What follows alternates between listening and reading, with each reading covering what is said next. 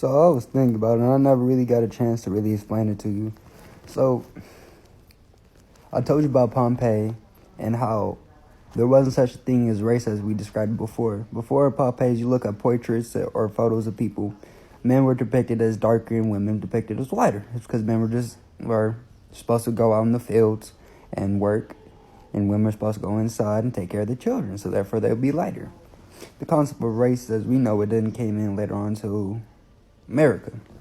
The first slaves, as I told you before, were Moors. That was in the year 15. That was in the 1500s, the late 1500s, and that was the Moors. That was the first people that ruled Spain, taught Europe how to read and write, and they were took out of history because they were under Muslim rule. So because they were under Muslim rule and it was Christianity rule, they erased everything in history about them.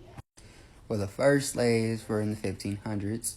Columbus came to America in the 1600s and founded America 1618 or something like that. That's when he founded America.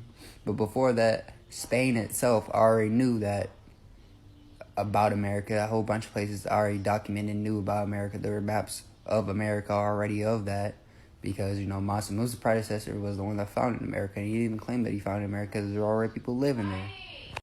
So before that, before Spain turned to Christianity, there was no such thing as a race. The concept of race really boiled down to gender. But they came up with the concept of a white race so they can justify slavery. Before there was no such thing as a white race. Only thing you could be was Italian, Dutch, German. I'll get further on to that. So before then, you are identified by your nationality, not by your race. They came up with the concept of a white race or anti-black race to justify slavery. And this also became because Mansa Musa, his pilgrimage to Mecca, same thing that fucked up the Egyptian economy is the same thing that funded the Renaissance. And in that time of the Renaissance and him funding it, he also showed that Africa has a lot of assets like gold. And before that, Africa was one continent, one nation. No, not broke up into different nations. It was one continent, one nation.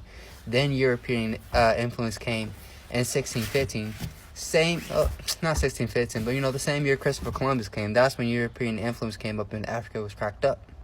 But in all fairness, you really don't see this until the 1920s in America again, where Americans that were originally Italian, German, and Dutch were no longer that race. They were Americans. So when those immigrants came, they saw them as niggers.